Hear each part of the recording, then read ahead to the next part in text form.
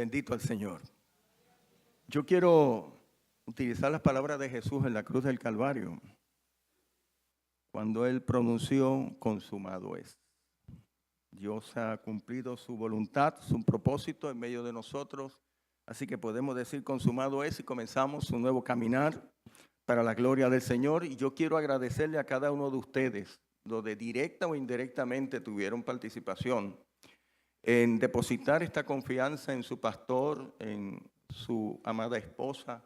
Gracias, gracias. Ha sido un proceso interesante. Y quiero también felicitar al Comité de Vacante Pastoral, mi verdugo, un equipo extraordinario. Yo quiero realmente felicitarle. Cuando uso la palabra verdugo lo digo en el tono de la experiencia profunda, espiritual, que nosotros experimentamos allí. Y nunca me voy a olvidar cuando comenzamos la primera reunión. Yo les dejé saber a ellos: ustedes están buscando la voluntad del Señor, yo estoy buscando la voluntad del Señor. Así que en el camino, en el fragor de preguntas y respuestas, Dios irá mostrando su voluntad. Y así fue. La gloria del Señor. Así fue. Y me proveyó la oportunidad a mí de poder enlazarme con un cariño y un amor con estos hermanos que representan una iglesia que he podido ya percibir y sentir lo hermosa y lo maravillosa que es. Por otro lado, también quiero felicitar al cuerpo de diáconos y al cuerpo de ancianos, que ya he tenido reuniones con ellos, he tenido diálogos con ellos. Hemos estado trabajando en acompañamiento a diferentes hermanos y hermanas.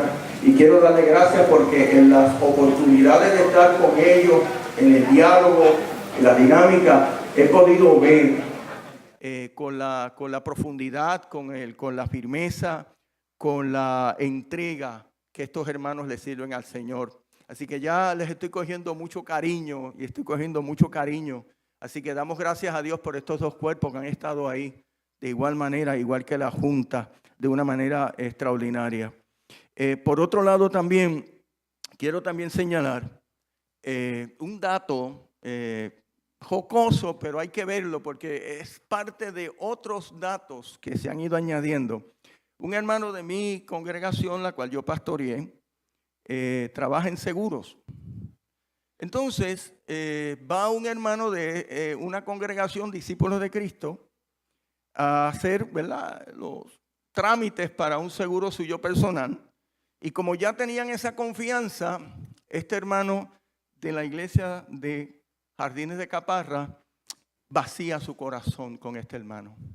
Le dice: hermano, tengo mucho dolor. Mi pastor se va. ¿Verdad? Con mucho dolor. Entonces el hermano se identifica con él y dice: hermano, yo sé lo que es eso, porque yo viví eso. Mi iglesia ahora tiene pastor. Entró en la sospecha y le hace la pregunta: ¿y quién es el pastor? Es un nombre raro, creo que se llama Víctor Groló.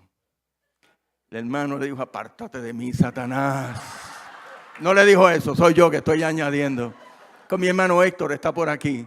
Héctor, ¿dónde está Héctor? Héctor, me gozo de esa experiencia. Y yo dije: yo tengo que darle ese dato a mis hermanos. Y así otros eventos extraordinarios que Dios ha puesto, ¿verdad?, en el camino. Hermano, quiero compartir alguna palabra que Dios ha puesto en mi corazón con ustedes. Y yo les invito a buscar y en la manera en que pueda ponerse de pie. Y voy a tomar las palabras de Mirabel o de nuestra hermana Sonia, ¿verdad? Sé que hay un poquito de inconvenientes, ¿verdad?, con el calor, pero haremos un esfuerzo para poder limitar un poco el tiempo sin dejar de decir lo que haya que decir. Mateo 16 va a ser la lectura, los versículos del 13 al 17. Y voy a leer la versión bíblica Dios habla hoy. Mateo 16, los versículos del 13 al 17. Y leo la versión Dios habla hoy, por si usted tiene otra versión que va a notar alguna que otra diferencia. Y el texto nos dice de esta manera: cuando Jesús llegó a la región de Cesarea de Filipo, preguntó a sus discípulos: ¿Quién dice la gente que es el Hijo del Hombre? Ellos contestaron: algunos dicen que Juan el Bautista, otros dicen que Elías, y otros dicen que Jeremías o alguno otro profeta. Entonces le dice a sus discípulos: ¿quién dicen que soy? Les preguntó. Y Simón Pedro le respondió: tú eres el Mesías, el Hijo del Dios viviente. Entonces Jesús le dijo: dichoso tú, Simón, hijo de Jonás, porque esto no lo conociste por medios humanos, sino porque te lo reveló mi Padre que está en los cielos. Gloria al nombre de nuestro Señor Jesucristo. Pueden sentarse, hermano. Bendito el Señor. La Biblia está llena de muchas preguntas, muchas. Y muchas de esas preguntas son unas que siguen vigentes a través de todos los años. Siempre. Hay preguntas en la Biblia que, en este caso, la pregunta que Jesús le dice a sus discípulos es una pregunta que trasciende el tiempo y trasciende el espacio. ¿Qué yo quiero decir con esto? Al sol de hoy, todavía Jesucristo nos sigue haciendo esa pregunta a nosotros. ¿Quiénes decimos nosotros que es Jesucristo? Eso sigue latente, eso sigue con fuerza. Porque lo que se está trabajando aquí, y es algo que se trabajó en lo poquito que pude ver aquí, tanto allá en la clase bíblica de los jóvenes, también con Tamara aquí, estamos trabajando y estamos hablando de lo que se llama las convicciones. ¿En quién yo creo? ¿En quién yo creo? Por tanto, esa pregunta que Jesús le está haciendo a sus discípulos, que primero la tira hacia afuera, o sea, ¿qué dice la gente quién soy yo? Ahora, mi interés mayor es que ustedes dicen de mí. ¿Sí? Y cuando estamos manejando la palabra o el concepto de convicciones, estamos bregando que es una creencia firme, que yo estoy convencido en algo o en alguien. Y Tamara dijo algo, y me puedes corregir si lo estoy diciendo mal, Tamara, que Tobar habló algo sobre los cánticos. Si tú no crees en él, no lo cantes. Pues mira, eso es una gran verdad. Porque nosotros como creyentes debemos cantar con convicción. Con el Dios que nosotros estamos creyendo, con el Cristo que estamos sirviendo en todo el sentido de la palabra. Ahora, ¿por qué Jesús le hace estas preguntas? Y hay que verlo en su contexto para poder nosotros entendernos. Porque nosotros como hijos de Dios no podemos tener definiciones como los unos, como los otros o como algunos. Nosotros tenemos que tener una sola definición de quién es el Cristo que nosotros servimos y quién es el Cristo que nosotros adoramos. Cesarea de Filipo, mayormente no eran judíos. Así que estamos hablando de un concepto griego. Inclusive allí se levantaba un templo antiguo al dios Baal. Era un gran problema para el Antiguo Testamento de Israel. Por otro lado, también se había construido un templo de mármol blanco construido a la divinidad de César. Por tanto, allí también se adoraba al César. Y no solamente al César, se adoraban también otros dioses. Quizás ahora toma sentido la pregunta que Jesús le está haciendo a sus discípulos. ¿Quién dice la gente que yo soy? ¿Y quién dicen ustedes que yo soy? Nosotros no estamos muy distantes en el contexto de aquella época con el contexto que nosotros vivimos hoy en día. Por tanto, esa pregunta de ustedes quienes dicen que yo soy, va dirigida a contrarrestar, y escuche bien, va dirigida a contrarrestar, a dirigir y encauzar su identidad con un trasfondo de religiones y placeres del mundo, y sobre todas las cosas, más aún, con nuestras propias convicciones. Y voy a explicar eso ya mismito, es decir, con mis propias creencias, cómo yo estoy creyendo en Dios. ¿Cuáles son mis convicciones? Y la está confrontando con las convicciones del mundo en un contexto real. Él no le hizo esa pregunta en alguna región judía. Se lo hizo en una región no judía. Se lo hizo en una región donde adoraban a otros dioses, como en el contexto de esta sociedad que nosotros estamos viviendo. Bendito sea el nombre del Señor. Por tanto, la pregunta de Jesús a sus discípulos va movida a confrontar. Va movida a reflexionar. ¿Okay?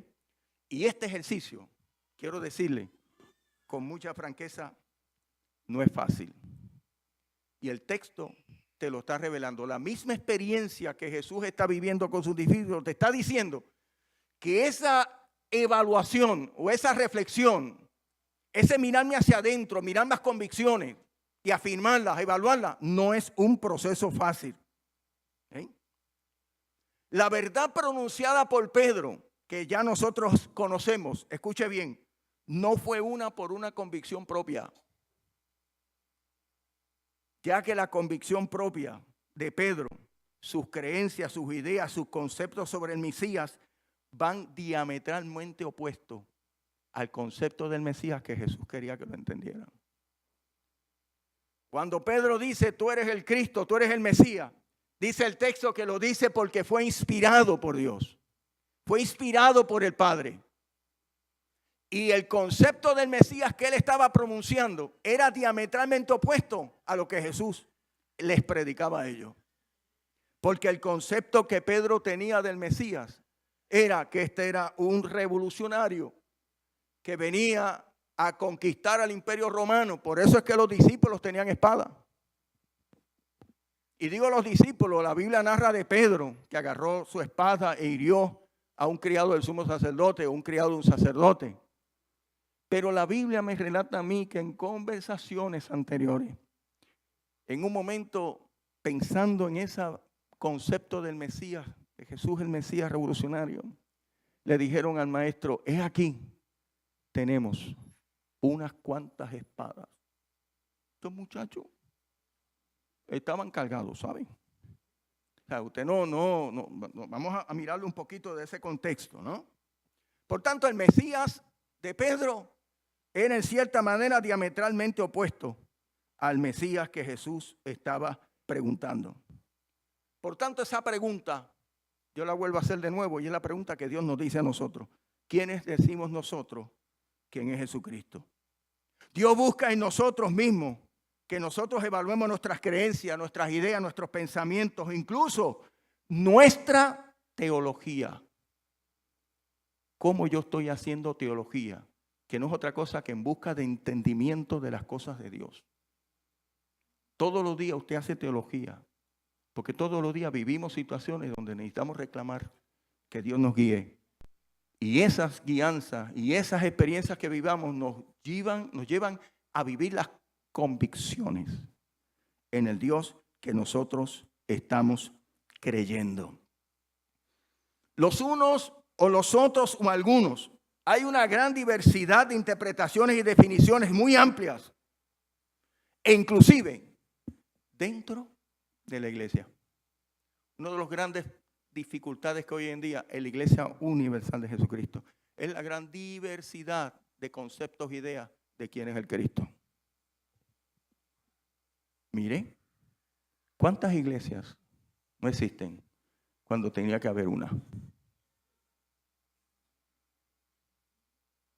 Las convicciones, las maneras de interpretar a Dios son bien diversas, a veces muy complejas, y más penoso todavía, nos dividen. En una actividad que hicimos en la Iglesia Jardín de Caparra, hicimos una actividad ecuménica, invitamos a las iglesias a participar, y yo recibí una carta de una de las iglesias, no voy a decir el nombre, casi como una carta de un abogado, exigiéndome que no le incluyan en ninguna actividad, ni usen el nombre de la iglesia, ni el nombre del pastor. Uno podía leer el Espíritu. Yo me compungí grandemente porque yo nunca en mi vida esperaba que de parte de una iglesia cristiana, del cuerpo de Cristo recibiera una carta como esa. Eso quebró mi espíritu. Yo les confieso que me fui en lloro delante del Señor, en un gemir. Ellos tenían sus convicciones, ellos tenían sus creencias, ellos tenían su manera de interpretar a Dios. Y tenemos que reconocer que hay muchos cristianos que tienen a Jesucristo en alta estima, creen en Jesucristo, pero tengo que decir con mucha pena que no lo conocen. Escuche bien, que no lo conocen, que no están plenamente convencidos, convicción de quién es el Dios que usted está sirviendo. Y eso lo podemos ver a esa gran multitud que recibió a Jesús, Hosana, Hosana, bendito el que viene. Esa misma fue la que le dio la puñalada. Los mismos discípulos con ese concepto del Mesías, que iba diametralmente al concepto de Mesías, que a razón de esa pregunta inspirada por el Padre, Pedro le da la respuesta. Los discípulos también salieron huyendo. Yo creo que tenemos que reflexionar profundamente con eso. Ahora, ¿cómo yo puedo validar o cómo yo puedo provocar mi reflexión sobre mis convicciones? Hay un barómetro que es fácil, hermano, y no es complicado. Su conducta, su testimonio. Punto. Aparte de otros, aparte de su calidad de vida íntima, que está reflejado de igual manera en su tipo de conducta, en su tipo de manejar las experiencias de la vida. Ahí es que yo puedo filtrar dónde están arraigadas mis verdaderas convicciones. Ahí es que yo puedo medir si la convicción que yo tengo en Jesucristo, en el Dios que yo creo, va consono con su perfecta voluntad. A través del testimonio. El mismo Mateo, trabajando esta problemática, decía, ya casi terminando el Sermón del Monte, no todo el que dice Señor, Señor, entrará al reino de los cielos, sino aquel que hace la voluntad de mi Padre que está ¿dónde? En el reino de los cielos.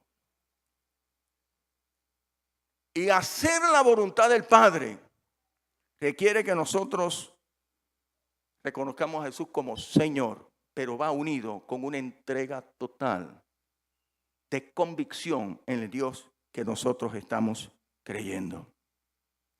Y quiero añadir un poco más. Nuestra vida espiritual depende de nuestras convicciones. Depende de nuestras convicciones acerca de la obra y de la persona de nuestro Señor Jesucristo. Amado, no te lo reveló carne ni sangre, contrasta con lo divino y con lo humano.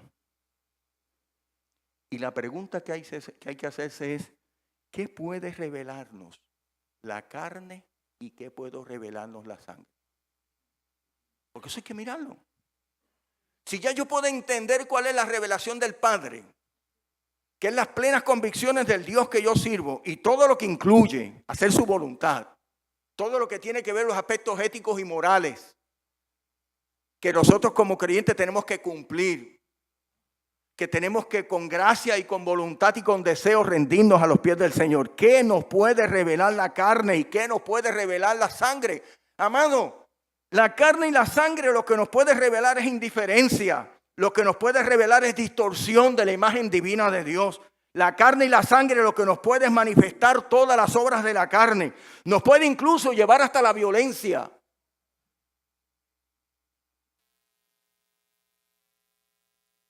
Inclusive, el concepto de un Mesías fue lo que llevó a Pedro a hacer lo que hizo. Llevó opuesto a lo que realmente era la revelación del Padre. La verdadera convicción, las verdaderas creencias, las ideas, los conceptos del Mesías. Y ya les toqué todo lo que Pedro hizo. Y no solamente eso, sino que también mintió. Y escuche bien lo que le voy a decir. muchas de esas convicciones erradas de nosotros se pueden convertir en algo obsesivo. Ahí está el peligro de eso. Por esos pensamientos obsesivos del concepto del Mesías, liderato de Israel, crucificó a Jesucristo. Y saben que esas convicciones erradas no solamente lo puede llevar usted a la violencia, usted puede en cierta manera, y escuche bien, matar a Jesucristo. No lo matamos, ya resucitó y es Señor de señores y Rey de reyes. Pero me voy a explicar. Hay una parábola en Mateo que habla sobre unos labradores malvados, donde el padre renta a estos labradores para que cuiden su viña. Está hablando que Israel. Y cuando Dios va a rendirle cuentas o los acuerdos, ¿no? Ok, necesito que tú de lo que has cosechado me des 1%. Cada vez que enviaba un criado, ellos decían, viene, vamos a matarlo porque no queremos que nos venga a cobrar, porque su interés era apropiarse ¿de qué? De la viña. Mandaron dos o tres siervos y al último el padre dijo, mira, pues déjame enviar a mi hijo, refiriéndose a Jesucristo, para ver si, ¿verdad?, entienden y no lo matan o no lo apedrean. Y cuando vieron al hijo que venía de camino, mira, este es el hijo, este es el único heredero, vamos a matarlo y así nos quedamos con la propiedad.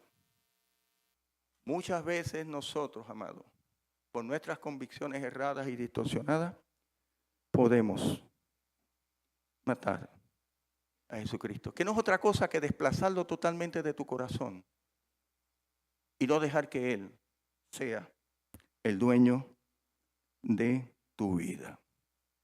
Por tanto, tu comportamiento va a revelar la auténtica revelación del Padre en tu vida y en quién tú crees y a quién tú le estás sirviendo. Déjeme dar un detallito importante.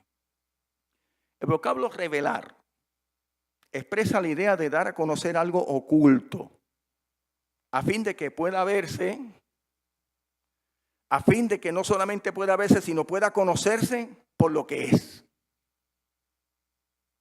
Así que cuando no te lo reveló carne y sangre, te lo reveló mi Padre, lo que Él está diciendo detrás de todo eso, te estoy dando a conocer el verdadero Mesías.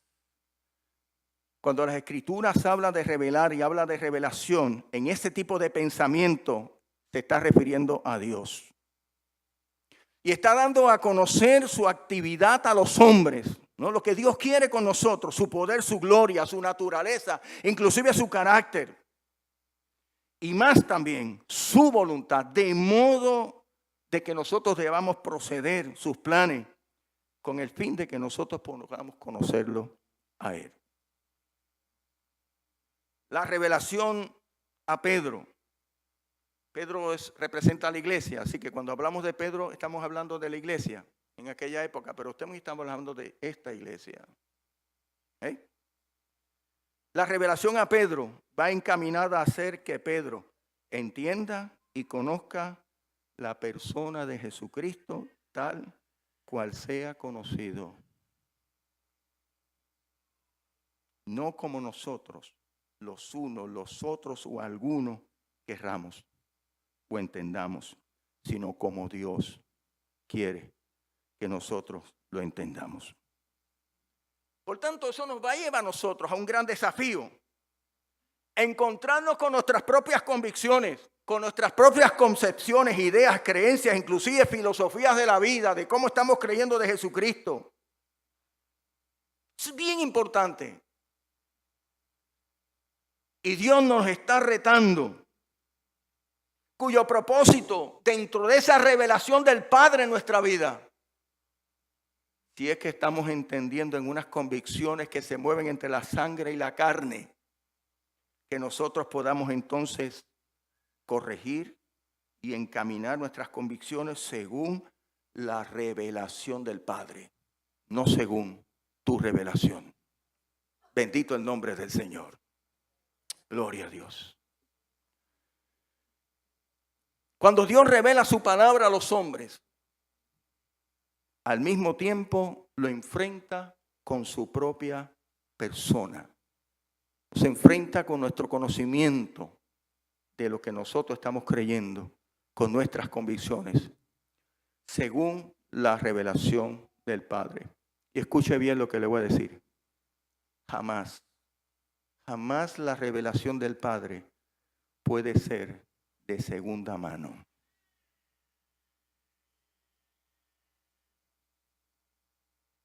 Pilato le pregunta a Jesús, ¿eres tú el rey de los judíos? Y Jesús le respondió, ¿dices tú esto por ti mismo o es que otro te lo han dicho? La experiencia de las convicciones en Jesucristo no es de segunda mano. Son convicciones profundas, son encuentros reales que sacuden toda la estructura de mi ser, que me inspira a adorarle, a alabarle, a rendir mi vida, a rendirle tributo, a honrarle en todo momento. La revelación llegó a Pedro no como una información sin obligación, es bien importante, sino como una regla obligatoria de fe y de conducta. Cuando yo declaro y proclamo, tú eres el Cristo, el Mesías, el Hijo de Dios viviente, detrás de todo eso está la entrega de nosotros. Yo me casé con esa mujer hermosa, sigue hermosa, y yo me casé con unas convicciones, porque ella me ama, y yo creo en ella.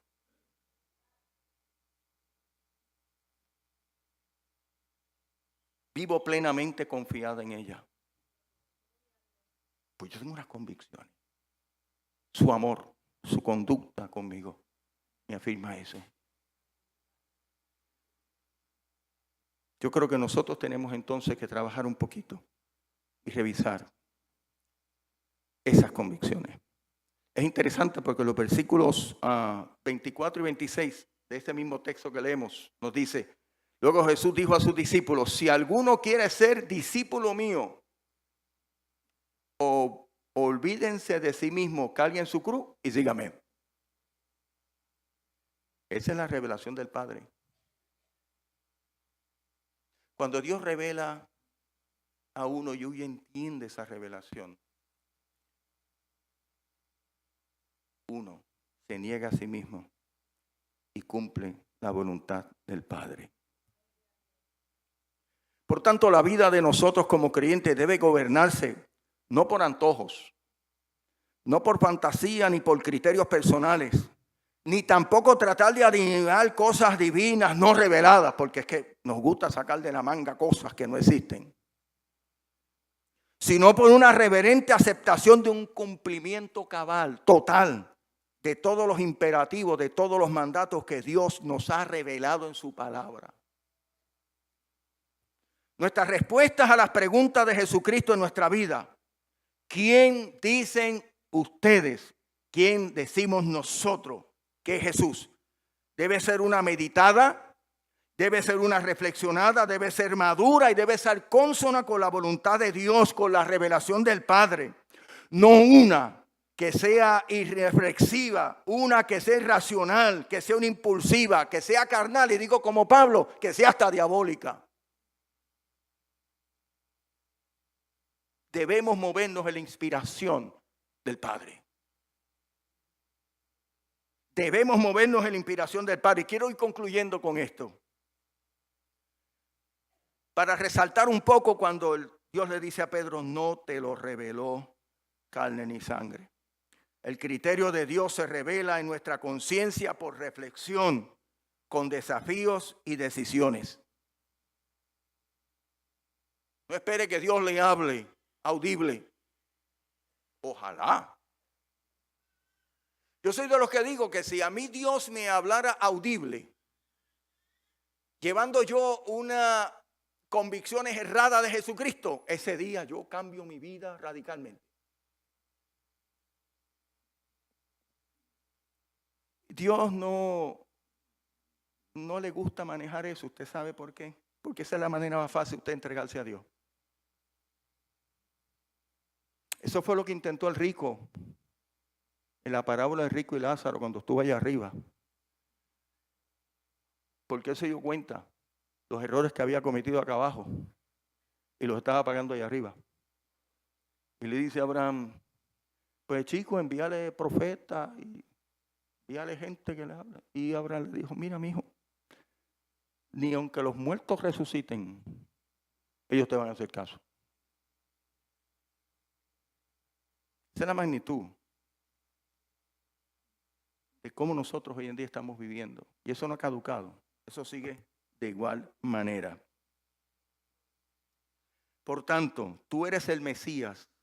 Con la revelación del Padre se coloca frente a nuestras convicciones personales, a nuestras ideas y creencias, y por tanto como resultado de nuestra conducta. Mientes. Algunos detalles, porque si no, arcogeríamos todo el catálogo de Pablo que está regado en sus epístolas.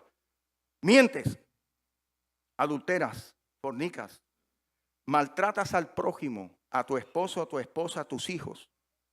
Eres orgulloso, orgullosa, eres arrogante. Y por ahí podemos seguir. Esas son convicciones opuestas a la voluntad del Señor. A manera que usted pueda entender, para ir resumiendo. Si yo me crié en un hogar, fíjate hasta dónde afectan estas convicciones que vienen arrastradas de mi formativa. ¿Okay? Forman mi carácter, forman mi persona. Convertimos a Cristo y son tan arraigadas, inclusive tan obsesivas. A mí me pudieran haber enseñado mi papá a ser machista. Soy el hombre de la casa, yo soy el que mando y todo el mundo se tiene que postrar delante de mí. Usted se convierte a Cristo y usted tiene esas convicciones, esas creencias, esas ideas arraigadas ahí. Se pueden volver obsesivas a tal punto que usted puede, en cierta manera, interpretar la Biblia, el texto, fuera de contexto para un buen pretexto. Y la Biblia tiene textos para usted justificar su conducta y la puede santificar. La Biblia dice que las mujeres callen en las congregaciones, que el hombre es la cabeza de la... Y puedes utilizar eso y un montón más. Y se pueden volver diabólicas. Bendito el nombre del Señor. Mira, hermanos, el problema que tenemos es que esa revelación de Dios a nuestra conciencia es opacada, es marginada, es amordazada, incluso rechazada. Y añado, como ya trabajé, asesinada. Para imponer mi criterio, mi voluntad. ¿Cómo es posible divisiones entre hermanos? Si se supone que la convicción es que nos amemos los unos a los otros y que nos perdonemos los unos a los otros.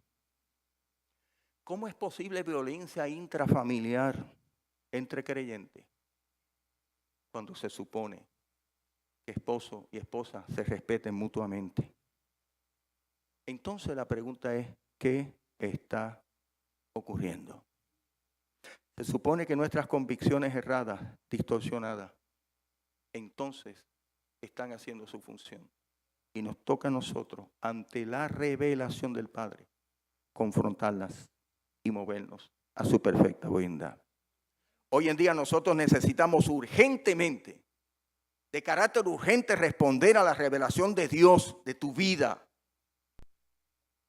Necesitamos responder unas genuinas convicciones. Tú eres el Cristo, el Mesías, el Hijo de Dios, el Dios que yo sirvo, adoro. No de boca, sino de testimonio, con obras, con hechos. Bendito el nombre del Señor. Tú eres el Hijo de Dios, tú eres el Mesías de mi vida. Para salvación, para restauración, para reconciliación, para santificación, para consagración mi vida delante del Señor. No caigamos en los unos, no caigamos en los otros, no caigamos en alguno. Tenemos un Cristo real, con unas convicciones que nosotros tenemos que rendirnos a su perfecta voluntad. Dicho esto, yo no dudo. Yo tenía otro sermón para hoy, me voy a ser honesto. Pero en mis reflexiones, yo me fui moviendo Y me dijo, no, hijo, yo quisiera que me hables esto, porque quiero sentarme a la mesa con mi pueblo. Dios te hace la pregunta hoy. ¿Quiénes dicen la gente que es Jesucristo? Los unos, los otros, algunos. Pero Dios nos dice hoy, aquí, ¿quién dice tú que es Jesucristo? ¿Qué es Cristo para ti en tu vida? ¿Qué es Cristo para ti en tu familia, en tu trabajo, en la calle, donde quiera que tú te muevas? ¿Cuáles son las convicciones? Es posible que en este ejercicio, esa unción del Espíritu te esté llevando y te haya desafiado y te haya confrontado con tus convicciones erradas, con las convicciones que Dios quiere que tú cumplas. Y la Biblia dice que los mandamientos de Dios no son gravosos. Hermano, obedecer a Dios a veces produce mucho quebranto, pero hay una satisfacción, hay un gusto por ese amor que uno le tiene a Dios de que ha cumplido su perfecta voluntad. Aunque inclusive no entienda cosas al principio. Yo quisiera orar. Si usted entiende que de alguna manera Dios ha tocado tu corazón, si tú entiendes que de alguna manera Dios te ha desafiado y esa pregunta ha encarnado en lo más profundo de tu ser y ha hecho como los discípulos de Emaús, que hay un fuego en su corazón, yo te invito, te desafío en el nombre de Jesús de Nazaret, que comiences e inicies un proceso de desmontar para montar la perfecta voluntad del Señor. Y que tú te rindas aquí en el altar. El primero que me voy a parar aquí soy yo. Porque todos los días yo enfrento situaciones donde mis convicciones están siendo desafiadas. A prueba, cuando insultan a uno. Bendito el Señor.